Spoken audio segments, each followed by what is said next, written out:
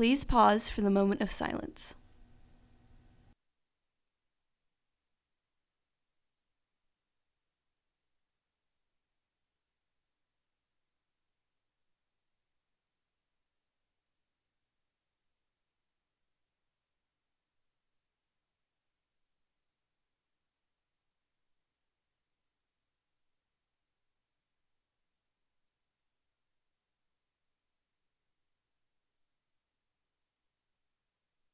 Please stand for the pledges.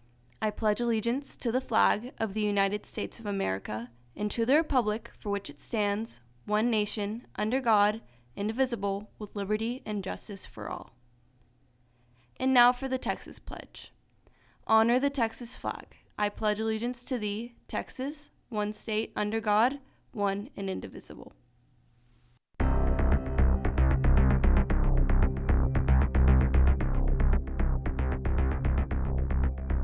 With the growing epidemic of vaping, President Trump is finally taking action. Also, you may have seen the four-legged friend around Northwest, and we had the opportunity to learn all about how they work here on campus. And if you haven't had the opportunity to get to know your new counselors, here's your chance. All this and more coming up on NHSTV Live.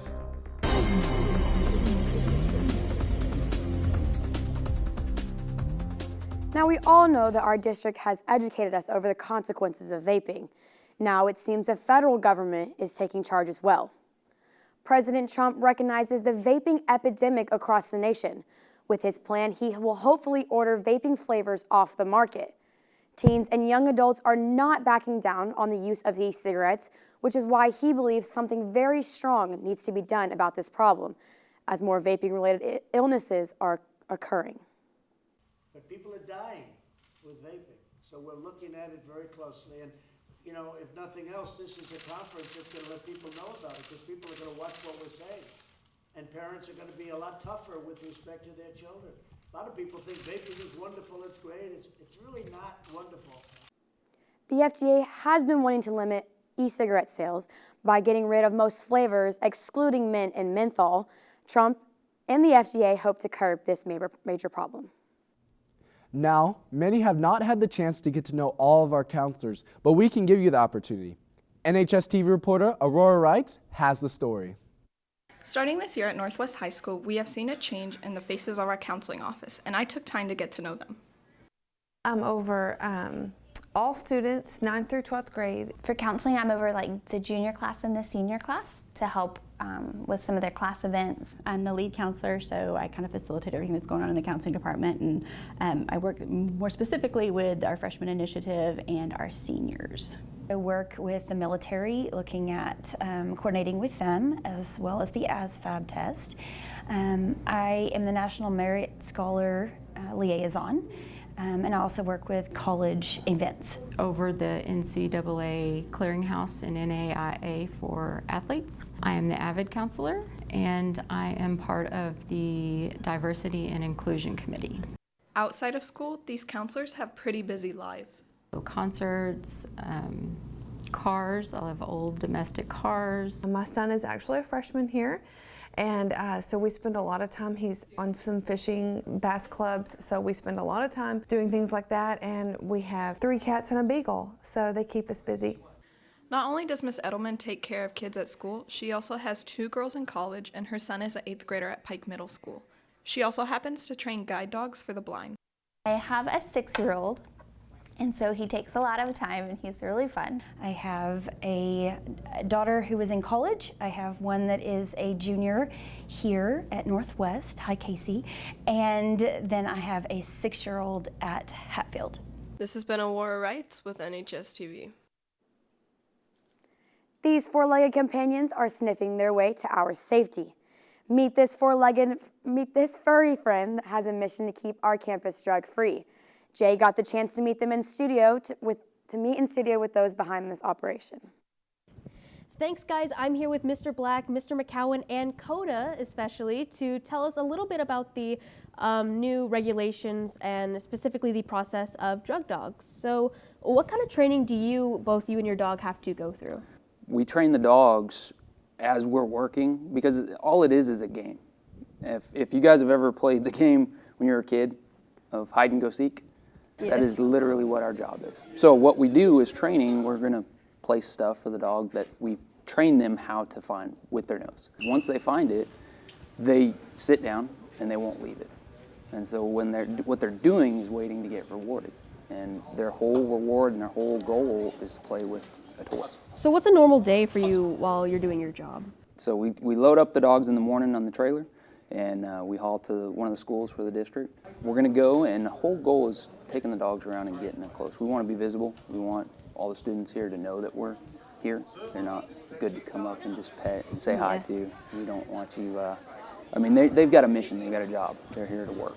How do you, in a sense, find what you're looking for, especially since Northwest doesn't really have any lockers? What's your first mode of action? We'll come to the classroom, and Mr. McCowan will ask the students, leave everything behind. We'll then take the dog into the classroom. We're going to look. And the funny part that students don't understand is what residual odor is, meaning you have it in your possession. Well, that odor leaks into clothing. And so the dog will alert on wherever that odor is present. We understand we find stuff in bathrooms, hidden behind vending machines. It's everywhere. And what kind of drugs do drug dogs specifically look for? Anything that's not supposed to be here.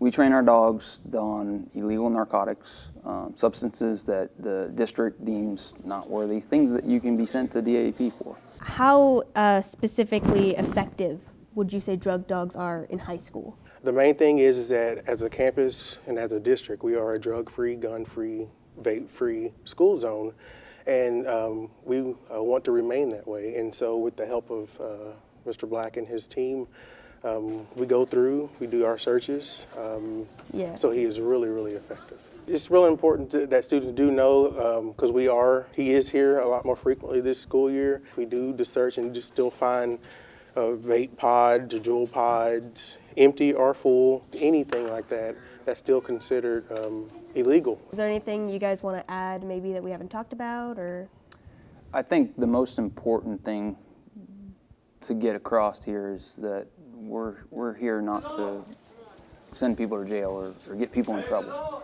We're here to keep people, the students, the staff, everybody safe. It's a drug-free zone, which tells you, hey, you're not supposed to bring it. If we bring the dogs and we find something here, there's consequences. It's just a fact of life. So we want to be effective, and we want you guys to have a safe place to come and learn it.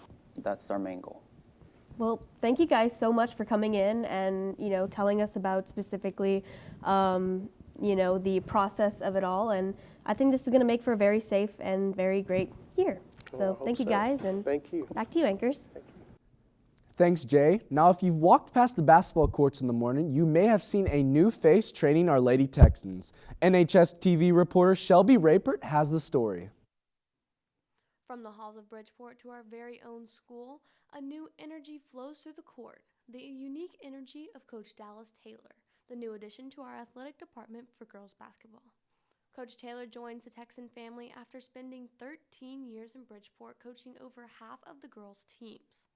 After transferring to Northwest, however, she plans to change the culture of the whole basketball program. And so I'm really looking forward to seeing a lot of growth this season and on into the following years.